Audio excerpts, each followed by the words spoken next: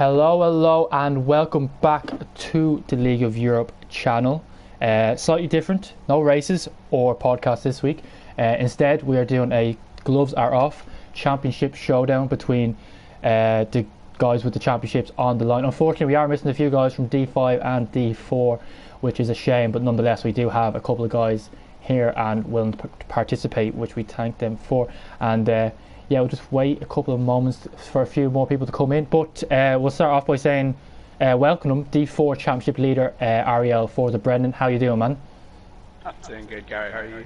Not too bad. A bit stressful there. We had a few technical issues starting. That's why we're starting off a bit late. But yeah, we're ready to rumble now, and looking forward to this. I'm hoping for some juicy answers to the questions and some shade thrown to your fellow teammate Ariel Calvin, who is of course your championship rival, who can't attend tonight. He's got better things to be doing. He really does, yeah. he's very, very lucky. We are very envy of him, but nonetheless, this gives you a chance to say whatever you want about your teammates. So I really look forward to that. So I think we'll just get straight into it, I guess. Of course, you are the championship leader of Division 4 and have been for most of the season. Last couple of races, 4 in particular, Calvin has outscored you and has brought it down to 18 points. How do you feel, or have you felt the pressure the last couple of races, and how are you feeling under that pressure from your teammate Ariel Calvin? The pressure has actually been immense, I can't lie. The past 4 weeks haven't really, they just haven't really gone the way I'd hoped. Obviously, like a lot of that has to actually do with a goal day most of the time with like Stuart reports and his bad breaking. I'm only joking, but it has been stressful to a certain extent. I feel like I've been on the back foot ever since that crash in Bahrain. That was a race that I came into, and I wasn't looking forward to it just because I knew how much of a hard track that was going to be. And basically I was only like 3 or 5 laps as in P3 or P4, and I just was like, as long as I can just bring it home, that's the main thing. And obviously, I think it was Jav that brought out the safety car, and I couldn't believe it. I was so just like, and I think ever since that moment then, just an absolute calamity of just errors. I'm sure you're probably going to have a lot of questions about like strategy and everything like that, but oh my goodness, it was it was insane. And off the back of that, then obviously got a qualifying ban, which was devastating. I'm not going to lie, because I got like 22 license points in one race, which must be some kind of a record. It actually isn't. You're close, but it's not a record. You're very close, but someone has got more in a race than you, amazingly. I'm so happy to hear that. Oh my goodness, because that was just like, and like apart from Zandvoort, which was a good race, like I did feel good in that one. Obviously, I only got P4. Calvin won that race, and then obviously Italy coming into it. That one I didn't feel good at all. We will probably get into that further down the line. Yes, definitely. It definitely hasn't been easy. Yeah. So if you say hypothetically, come Saturday, you lose this championship, are you going to look at Bahrain as a turning point in the season? Because it seemed to be going quite well for you until the Bahrain incident, where of course you got no points and a quali ban on top of that. So is that a race you might look back and think, what if you do end up losing this championship?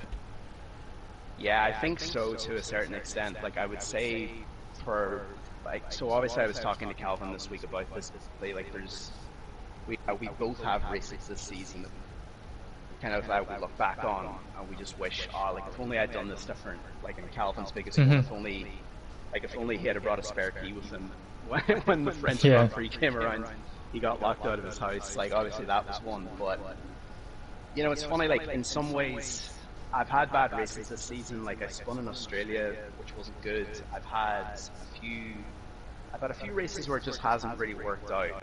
But like I think Bahrain, just because of the scale of it and just what's at stake, is probably the worst. But like I would say the way I've tried to handle like every downturn this season is just basically just try to accept it for what it is. Because like I think Heated was saying as well in the chat at one stage, like he wasn't really enjoying the fight towards the end of the season. But I did say to him, I was like, you know, you've gotten this far because you've put in the work and you've gotten the results. Yeah. And you're here because you deserve to be. And I think that applies to, you know, both myself and Calvin and Heated as well.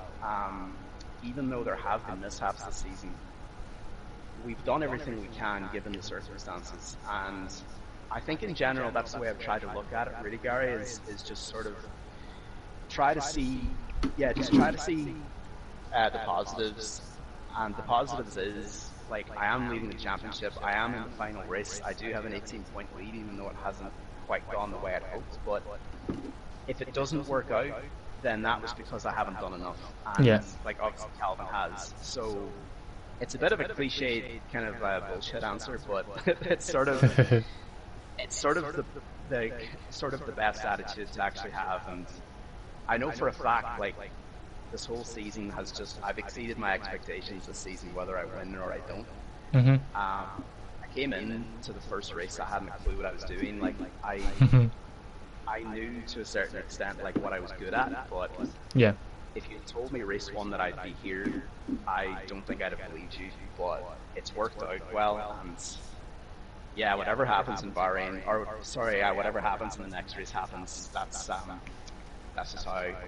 Like, I guess my mindset going into it, you know. Yeah, well, I have to say, I have had the luxury of commentating you over the course of the whole season, and the growth, not just with you, with your teammate Calvin and Heated, like, that has been incredible since the start of the season. So, like, fair play to you guys. Like, the championship battle has definitely brought the best out of you. But like, as you were touching there a minute ago with your teammate Calvin, hasn't been the greatest of season for you guys. A lot of missed opportunities, you would say. The most notable in recent times would be Monza, where you guys got taken out, or I'm sorry, you guys hit each other. Very anticlimactic. I had been building up for a few weeks, and it was probably the slowest crash I've ever seen in my life. But had the worst crash I've ever seen. But it was massive for the championship. Of course, you got no points. You end up DNFing out of it, and your teammate Calvin only picked up 1 point. Has that in any way, or even the championship in general, has that in any way hindered your relationship with Calvin? Because it seems to me, at least, that you guys get on quite well.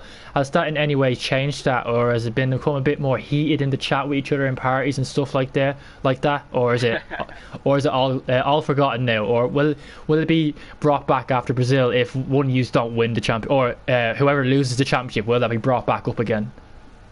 Yeah, well, like, I will say for a fact that when the crash happened, like, basically all I could hear in my ear was Calvin going like, oh shit, and like, I just lose the car. And there was a moment where I just was in like a bit of disbelief. I hadn't really, like, sort of my mind was basically like, so the car is in a spin for some reason all of a sudden, and I just was doing my absolute best. I think I was full lock on the left, and basically the next thing I just see Calvin just crash into the side of me.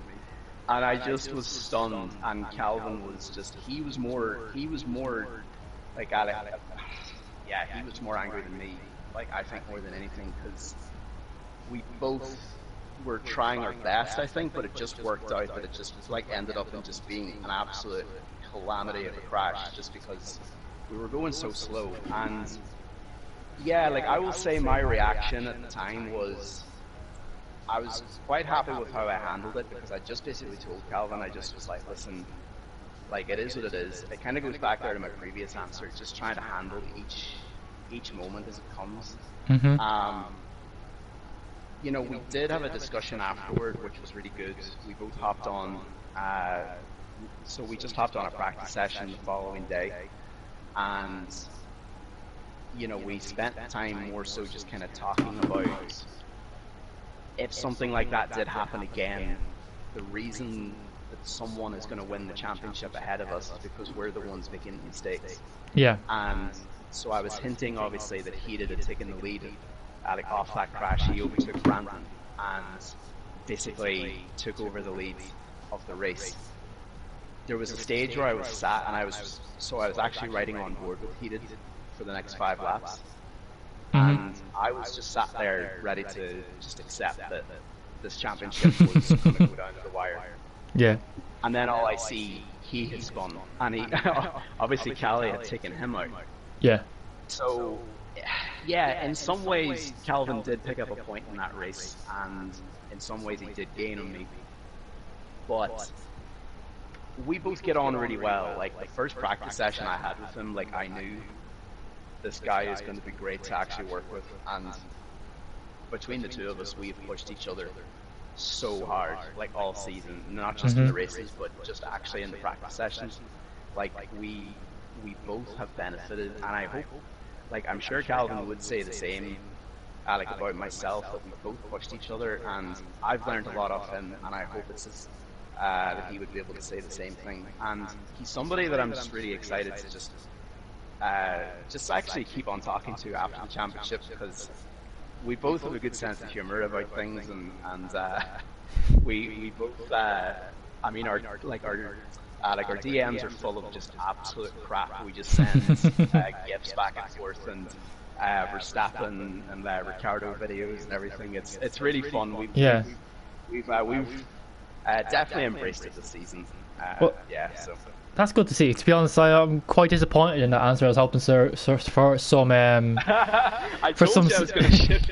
Absolutely give a shit. Well, I will say, like, the days after it, I probably felt more anger and resentment following that crash than the coming days. But Calvin's very, very difficult to actually hate. There's a lot easier people out there. People like Goldie, for example, and you know he's very easy to hit. Everyone in D4 hits him, so that's what I would say.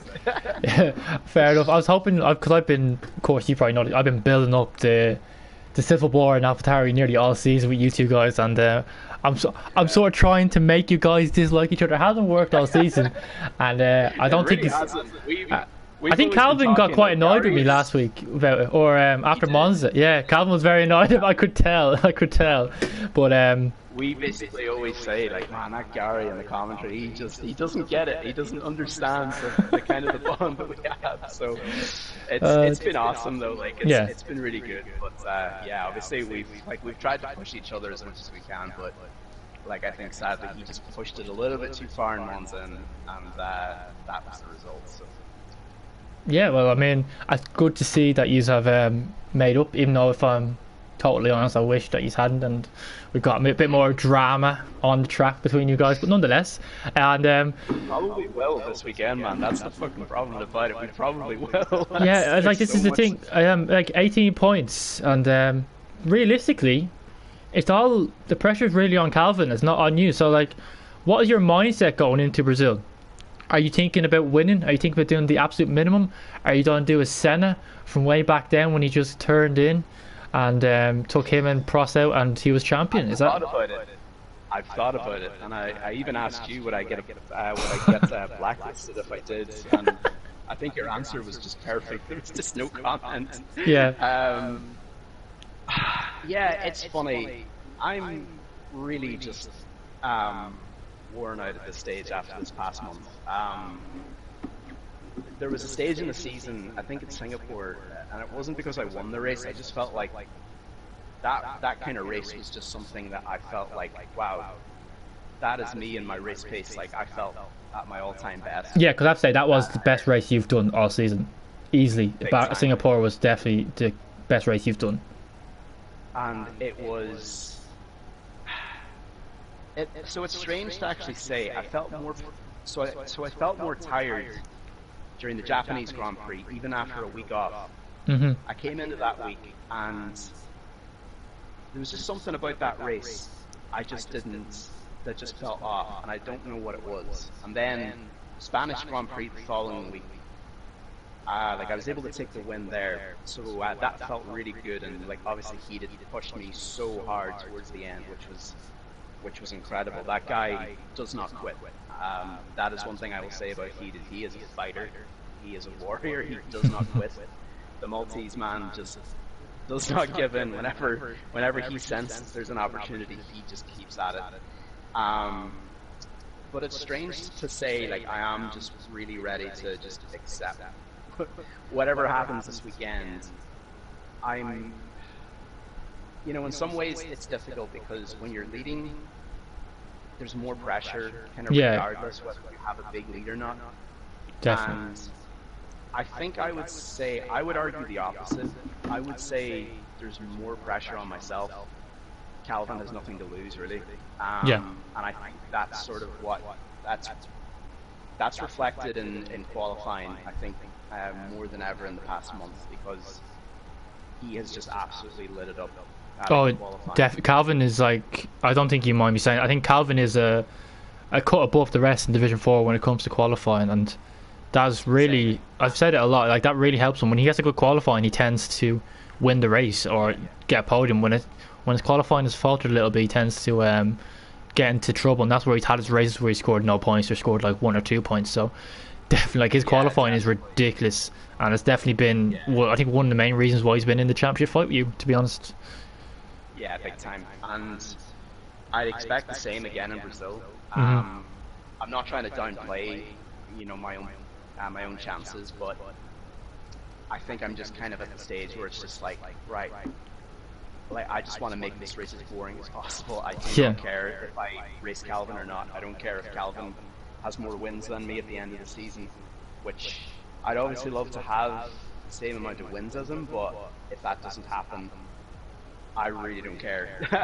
Because the past 4 weeks have just been really tough, not just because, of Calvin's, pace and how much he's come back, but I think I've just been in the wrong fights with the wrong people. Yeah. And a race like Belgium was an example. I mean, I had to overtake. I mean, I got beaten by Major Falcon off the line. I had to spend 5 laps behind him, and then I had to like overtake Harry after the safety car, Uh huh. which was nearly a disaster because he Bahrain almost. 2.0. Jeez, man, I watched back that stream and I actually nearly had a heart attack. I just couldn't believe it. Because I actually thought I spun him off, and I was waiting for him to like message me or something, but Yeah. I went back and watched the stream and he just spun himself off, but he came extremely close to actually taking me with him. And yeah, that's just the problem. It's just been battling the wrong people and not really battling, people like Calvin. I think Yeah. if the safety car hadn't have come out, I mean, it's completely hypothetical, but I think I probably would have had a good chance of just having a race with him at the very least. Yeah, I agree. I agree with that. Yeah, we both had similar pace, and I absolutely threw away qualifying. It was so bad that race because I was doing point zeros in practice, and I just was like, oh jeez, I hope I do this, and I'm like 8 tenths off on my first banker, and I'm like, this is not going well. So, we'll move on to the next question. And I think Matt put it in the chat as well. And to be fair, I already had it. So Matt, you're slow as ever. I was going to say, what's Calvin's biggest strength against you, and what do you feel you've been able to expose as a weakness this season to him? I think we touched on his qualifying, but is there anything else that you think Calvin has the upper hand on you, and you have the upper hand on Calvin? That's a great question. I really love this about racing, and it's something that like I give a lot of credit. So me and my brother Joe, he actually lives in Dublin. We have always talked about people like Lewis Hamilton and just all these racers that it's the people that can size up their opponents and pick out their weaknesses. Mm-hmm. That's something I've really enjoyed about this season. I would say obviously Calvin's biggest strength is just his his 1 lap pace. It is immense and it is unbeatable this season. For me, on the other hand, what I've really enjoyed doing is just being able to just kind of make the most of my race pace. I think what I really enjoy about the race is, you can get in a steady flow and you can size up your opponents. Yeah. Just lap by lap. So just for example, he did when I was racing him in Belgium. Like I knew I would beat him just because I knew he always uses his energy too much, and I just knew as long as I could just stay ahead of him at the very least, I can at least keep up with him. when he does get past me if I just save my energy. With Calvin, it's kind of because of the 1 lap pace. I think he tends to maybe try to force it a little bit when there's no need to, Mm-hmm. and I don't necessarily think that's something. I think I might have tried to exploit it a little bit, like in Monza, because I think I defended quite well whenever he was attacking. So that was something I was trying to just try to bear in mind. Like, even though he is behind me and he is attacking, I can, I at least had an idea of how he was going to attack me, and he was going to. It just, it was a shame that it went the way it did, but. I don't know, my race pace, I think this season has taken me by shock this season, because I do love reading and watching videos about drivers like Hamilton and Alonso, and just trying to study them, and that's just probably years of just having an interest in Formula 1 and racing in general, and I'm really happy I've been able to actually apply it. But yeah, I don't know, Calvin's good. You're tiptoeing around a lot of questions here. Yeah. Calvin is great, and there's a lot of weaknesses we both have. I think we've exploited them both well enough this season. But yeah, I mean, they do say that the good guy never wins the championship, but who knows? Maybe this would change. We've got a couple of questions now from the guys in the chat, so I appreciate that. I think we got one from Larkin first. I think, let me just find it. Larkin said, are you going to be signing up again for LOE next season, and what division would you like to be in if you do? I've heard that you might not be. Oh, who did you hear this off? My goodness. Your teammate, maybe. Oh, Christ. Yeah, I need to have a word with him. Yeah, it's a funny one. Like, I'm doing a Masters this year in Belfast, and it kind of depends really and truly, like, what the workload is going to be like. Just for that, obviously, I have the luxury of, like, I do have a lot of time on my hands these days ever since the pandemic started, and obviously league racing has been great, and it's like I've met some great people through it. It's a bit of a 50-50 at the moment. Like, I would love to, and I think I would be leaning more towards yes, I will return for next season. That's what we like to hear. Yeah, I would like to think. I mean, some people have said D2. I'm just convinced that's not possible yet, really and truly. I still have a lot to learn, even though I always say that. I always say that. But if I was in D3 next season, I think Old School has been really interesting to follow this year. He hasn't. He wrapped it up very, very early, and if I'd have been racing someone like him this year, I think that would have been an insane benchmark. Obviously, just kind of coming into it new and everything like that. And I don't know. There's something about Old School that I find, like, if I could race him in D2 or something, that would be interesting. He does talk a good game, and that's something that actually appeals to me a little bit, because he's showing that he's really, really competitive, and that's something that I would also say about myself. Like, so I don't know. It's probably out of my hands what I would be in next year, but I don't know. I would accept the challenge of D2 if it was presented to me. That's what we'd like to hear. And of course, like, if you're in D2, then we're going to have the 3 Irishmen in D2, and then we can just have a battle for the win, and who can be the self-proclaimed best Irishman in the league, because you two guys are probably well, Mark definitely has a championship, and you could have one come after Saturday night, and I'll be sitting there with my fingers between my hands, or sitting on my hands. That's what I mean to say. But so who knows? I mean, it's good to see that you're up for the challenge, not afraid for the divs. I know a lot of people tend to shy away from the higher divisions, and they're quite comfortable being in a division that they know they can at least battle for wins. And I think being in a higher div and getting satisfaction out of getting a 10th place or a 9th place, when you know that's how much you Yeah, you like you have to really yeah, it's push for that. definitely interesting. Yeah, Yeah. it's interesting. Like I had this conversation with Heated as well after Belgium.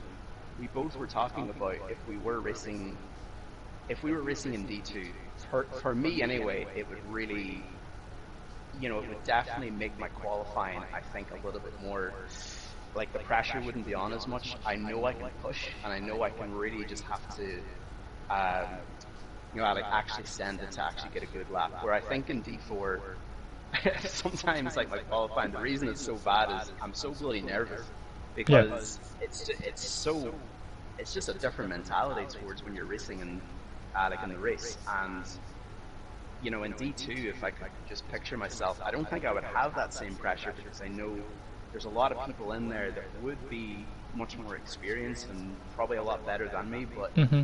that's the thing that I would embrace. I would just go, let's just give it my all and see what happens. Because I think Nolan made the move up from D4 to D2. Yeah, you did. You did. And, even though probably, yeah, it is difficult, I would just embrace it and just go, you are where you are. And if that is P10 or it's P15, then that's fair enough. But as you say, if you get, a P8 or P7 or something in the race, that would almost feel like a race win if you were starting off. Yeah, exactly. Yeah. Yeah, I think that's how I would see it at the moment. So probably that's me hinting if I was back D2 would probably be next year. That's what I would accept. That's my terms if I win the championship. Yeah, well, I mean, Nolan's the perfect man to look at. It's I think Division 2 has nearly broken Nolan this season. To be fair to the guy, I think I think he's really looking forward to the season ending. But to be fair, it can be done. I mean, Nolan has, like, in some races accounted himself quite well, considering he moved straight up to Division 4. So it is possible. But going to end up on one final question, and it's the biggest question of all: do you win the championship on Saturday? Yes. Why? Because I'm going to try and make it as bloody boring as possible and just stay out of trouble as much as possible. If Calvin does try to play any 2016 Hamilton games, I mentioned this actually. I mentioned it last week at the end of the race. I'm fully expecting it, to be honest. yeah, like I would argue that it's probably a bad idea given what kind of track it is, Mhm. because it is so fast. If it Yeah. does happen though, yeah, I don't know if if I am behind him at the start and it does happen, probably I wouldn't say I'm going to risk it and send it, but like if I see an opportunity, I'm probably not going to waste any time. I'm just going to make a point and just say, listen, I'm not having it. And if the safety car just stays out, I will be very, very happy. If not, then like Belgium, that's going to be tricky because I think a lot of people are probably tired of racing and they're just sort of. I kind of feel the standard like a little bit overall is kind of dropped in terms of racecraft, and that's just something I'm just hoping to just stay out of as much as possible. I just want it to be over. That's all I want. I think we all want it to be over at this stage of the season now. Yeah, thank you very much for coming on and giving us an insight into how you're feeling for this Saturday. Hopefully it goes well for you and Cal. I'm hoping for a good race, of course. I am commentating on it, so I don't want any first lap crashes. I don't want it to be an anticlimactic race. I want it to go to the very last lap if possible. Maybe even have a Glock moment. And very, very much looking forward to it as we have the next guys starting to come in. But thank you very much, Brendan, for joining us, and hopefully it goes well for you this Saturday. Yeah. Cheers, Gary. Appreciate it. Okay. Thank you. Good luck. Bye. Hello, Mr. Larkin. Good evening. Hello, how are we? You're first into the party. Is that an omen that you're going to be first in the championship in D2 come Saturday? We are stretching there as we're waiting for Matt, but I mean, you take it. But we're waiting for Matt to come in. Of course, you two guys are battling for the championship in Division 2. As I was just having a look there. Yep, there he is. There we got him in now. So, the two main championship rivals in Division 2. How are you doing, Matt? Yeah, I'm very good. Good. Well, we'll get straight into it, boys. We'll get the niceties out of the way. No, actually, we won't. We won't get niceties. We'll get straight into it. So, okay. Gap is 13 points between you guys. It has really flown between you two up and down a lot of this season. You two guys have been the main guys this season fighting out for the championship. I'm going to start off with you, Matt. Will you look back at this season as an embarrassment if you don't win this race or win this championship, considering a lot of people within the league would say you are Division 1 pace and the clear favourite? Would you feel almost embarrassed, maybe disappointed that you don't win this championship, considering your pace advantage over the fields? I wouldn't go as far as say embarrassed, but yeah, I would be disappointed in myself if I don't win the championship on Saturday. Larkin, what have you got to say about that? Do you think it'd be embarrassing for Matt not to beat you? Well, I mean, first off, you said that a lot of people are saying that's D1 pace, but he had 8 races in D1 last season, scored 2 points and got 8 times as many license points as what he did at the championship points. So I'm not sure where you're getting the D1 pace thing from. It's started already. I was checking what his Brazil pace was. I looked at his time from last season. It would have put him 15th in D3 last season. So it's clear that if you put a lot of hours in, then you can be good at anything. That's all I'll say. I mean, I think it's clearly shown that Matt didn't enjoy D1 last season, and being in D2, the incentive of winning the championship has clearly brought the best out of him, and it's he's obviously started to get really quick. But yeah, I'll come to you now, Larkin, with the next question. There's a lot of pressure on both you guys right now. Gap's only 13 points. A lot can happen in Brazil. Who do you think the pressure's on more? Is it on you more, or is it on Matt? And why? I mean, I'm 13 points behind. I don't think there is any pressure on me. I'm just going to turn up, have my fun, and we'll see what happens. I mean, the thing I'm worried about is basically a similar scenario happening to what happened at Zandvoort, where I think I had sort of like a 7-second gap or something back to Matt, but there was just nobody else in the division who was in that gap between us. So I'm feeling pretty confident myself going into Brazil, but I'm in a position where even if I win, for example, Matt might be quick enough to come second and still win the title. I need other people to actually turn up for once. I mean, I think a few people have been sweating it out, so you might have your lucky stars this week. But Matt, do you feel any pressure in this going into this race? I mean, you are the championship leader. No, why not? Oh no, I do feel. You do feel pressure. Sorry. Yeah. And how are you gonna cope with that pressure? I think some people might call you a bottle job. Some people might say a bit of pressure and you tend to crumble a little bit. I think that would be a fair assessment. Maybe a bit being too harsh on you, but I think a few people have said that before. Is there any way you can just keep yourself fully focused for this race? Because this is a race that it is in your own hands. 13 points is a huge margin for Larkin to try and overturn. What way are you going to go about trying to maintain that championship lead and cope with the pressure? Well, yeah, I have definitely crumbled on the pressure before in the past. It's definitely a fair assessment for whoever made it. Might be you, as you love to shit talk. Maybe. But yeah, I think Belgium, for example, showed that despite there being pressure, I can still cope with it. And I've also just learned that this season, in a lot of races when there's been pressure on me, I have still been able to prevail or just get a good result out of it. So I'm still vulnerable to the off bottles, so I'll have to watch out for that in Brazil. But I do think I've improved on that front. Yep, fair.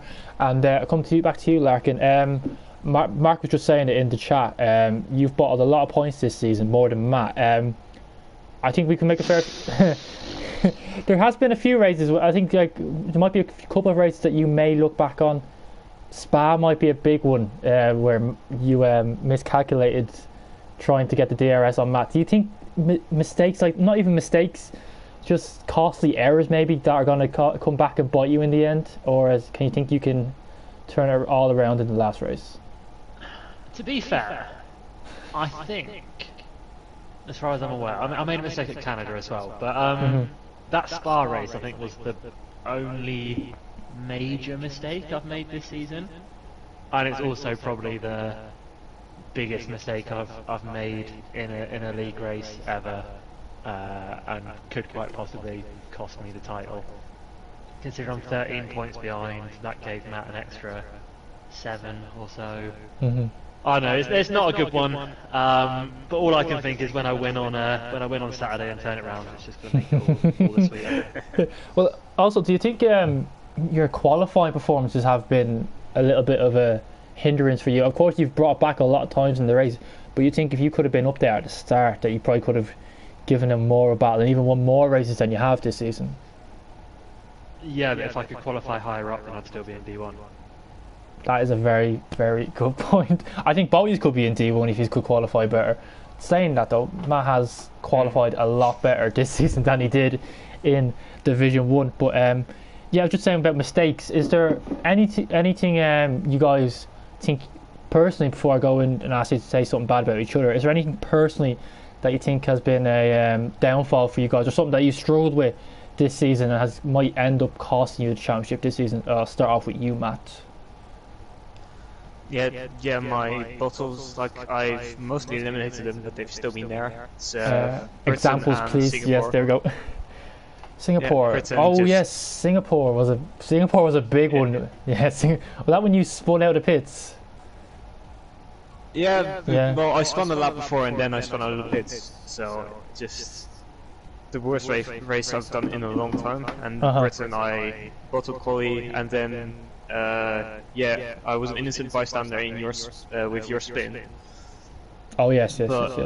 Yeah, it's just gone unfortunate there, but I shouldn't have been in that position anyway with quali. So, and then Larkin, is there anything you think besides qualifying, maybe, that there's been anything you struggled with in this season, or have you just been so much better than Matt this season? I've struggled with handling QVR drivers not being able to drive in a straight line in the wet.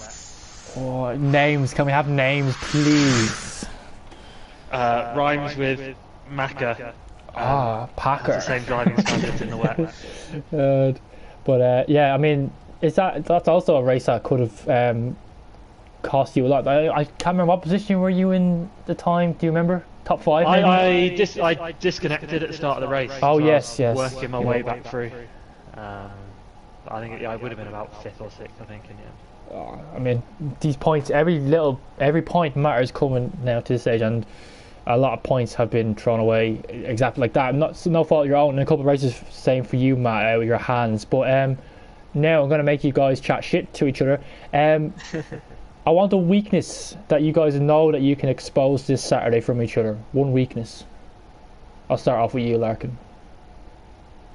I think he's going to bottle under the pressure. I don't think he can handle it. He's not going to like it. It's going to get to turn 1, turn 2, and he's going to be facing in the wrong direction. He's then going to have to try and make his way through the field. He's going to be a bit hot-headed. Going to get himself involved in some more incidents, and it's just going to go from bad to worse. What do you say to that, Matt? It's understandable that he might think that. Just it's up to him to think that I'm not going to bottle, but if he wants to think that I am, sure. Do you think you're going to cope with it? Do you think all eyes are on you, Matt, this week? The pressure is firmly on you. I hope you are ready for the shit that will be said after the race if you don't win this championship, I think. Are you ready for that? Are you ready for that? Preparing for a long time. Yeah. So, yeah, but what would be... what do you think is the weakness of Larkin that you think you can expose this Saturday and give you the advantage in the championship? His on-track strategy. Ooh, what's wrong with his on-track strategy? Well, it's down to multiple things: timing your overtakes right, managing your ERS well, just putting yourself in the right position, which I don't think he's always done this season. Fair enough. I've only won from last and 14th so far this season. Get the race wins on the table, boys. How many do we have? Come on, Matt. How many race wins? One more for Larkin, I think. Yeah. See, so he's not doing too bad now, is he? He's behind me in the championship though, so he's not doing as well. Ooh, it's getting hot in here. I think Mark has a question in the chat. We've got a bit of chatting shit a little bit there. We're going to go back to niceties. Mark has said, what bit of advice would you give to each other going into the race? What's one thing that you'd like to tell your rival going into the race? Something nice, please. I want to start off with Matt, please. If you have any advice to give. Any advice to give? I'd say just win the race, otherwise you're screwed. Fair enough, fair enough. Larkin, what would you say? What advice would you give to Matt? I'd just say enjoy it. To be honest, enjoy the opportunity to score some decent points, because I don't think it's going to be happening for a while after this. Jeez. So next question from me is the biggest strength that each of you have. Of course, we have talked about it briefly about your weaknesses. What would be the biggest strengths? Larkin, what would you say is Matt's best attribute when it comes up to racing against you? He's just bloody quick at the moment, isn't he? He's and how do we stop that? How do you looking stop a little that? bit out of the league. How do I stop it? I don't know. I do a massive rain dance before the race, I guess, and hope that has an effect. But yeah, I mean, chatting shit aside, he's been very, very good this season. Well, we finally got something nice to say about each other. Matt, what would you say is Larkin's biggest attribute? And I think I know what you're going to say here, to be honest. Well, go ahead. If You're going to call me like in the good and the wet. That's what I think you're going to say. No, it is a massive attribute he has. He is clearly better than me in the way, like he knows it. He's hopefully going to get rain in Brazil. But I'd say his race pace. He's had the edge over me for quite a bit this season, but he's due to his quality, he's not always been able to show it. Fair enough. And can you think, if say hypothetically you guys qualify first and second on the grid, do you think, like you said, you think Larkin's best attribute is his race pace? Do you think you'll have the edge on him in the race pace if you are qualifying first and second, or will we have a big Titanic battle, which I think we all want to see? That's you. Yeah, sorry, just following up on the question. Okay. Yeah, if we qualify first and second, I'm in a really good position. I'm not going to force anything until I see a clear opportunity, and obviously I'm going to have to look behind because there are a lot of factors as well in the division which could hamper either of us on Saturday. But yeah, if we do end up battling on track, I'm not going to leave any more room than needed. Well, fair enough. I mean, you do have 13-point gap, so you do not need to risk it all. I think you could be quite happy coming second, for example. And to come back to Larkin, Brazil, quite difficult to overtake, difficult track to overtake. We've seen this season that your qualifying pace has been lacking at certain tracks. I think Spa was probably up there with one of your best qualifyings of the season, getting that P2. How important is it for you to get a good qualifying this weekend and not have to do a 13th or 12th to try and fight back for a podium? Because you need the greatest qualifying possible this season, don't you? Yeah, you're right. I do think Brazil is a fairly good track for me. I've qualified decently there in the past, so hopefully I can show a bit of form. I've had a couple of poles this season at the tracks I'm good at, so hopefully I can do that again. But even if I do get pole, I need more than that. I need Matt to be down the grid. If Matt's second or third, then I've got to try and do something to sort of hold the pack up a little bit, force him further down. I might have to be trying a few things, and I mean I tried something in Belgium and that didn't work well, so who knows what's going to happen this weekend. And of course, Matt, you don't have a teammate now, don't you? Not a full teammate anymore. We all know what happened to him. But Larkin, do you think having J. Cole as a teammate might help coming in the race, especially if you guys split strategies? Is that something that might be able to help you later on in the race? Might be a bit like 2v1 like we see with Mercedes v Verstappen in real life. Do you think you can do that with J. Cole as your teammate? It's already been decided. He's starting on the hards and just going to be a roadblock. Matt, what do you say to that? it's fair, but I don't think it's going to be a Murphy Verstappen situation because yeah, Luke's going to be my teammate again for Brazil, and he helped me out in Belgium, and I at least hope he's going to help me out again for Brazil. Yeah, I mean, to be fair, having J. Cole as a teammate isn't the greatest advantage in the world, I have to say. He won't take me for that. But we've got a question from Jav. Jav is saying, question for you, Matt. Have you been downplaying your pace this season to cover up your weaknesses? And we've touched on your weaknesses being like crumbling almost under pressure. Do you think you like to play down expectations, not just for people outside, just for yourself, to keep yourself almost calm and not put too much pressure on yourself? Is that why you tend to not brag about lap times or whatnot? Oh, well, I think you firsthand have experienced me bragging about lap times. I have it, it's just not in general though. You don't put it in general chats. no, but very little people do, except for TDB, who I think has done a 6.1 without slip. And he almost hit Montana. Yeah, some tracks I have definitely, but yeah, that was just to maybe like spring a surprise, and if I don't get that lap time that I could do, just play it off like, oh yeah, I could never do that lap time anyway. So you just don't really care about like telling people. You just focus on yourself. You're not bothered about telling people. So it's not really like a something to help you. You just don't bother doing it. Am I right? No, if people ask me and they're not, like, Yeah. I don't think they'll just blab it out to everyone. Sure, I'll tell them what my PB is, but Yeah. it's, yeah, I don't feel the need to say my PB because you'll just see what I do in quality, and I'll say it if it was good or if it was bad. Cool.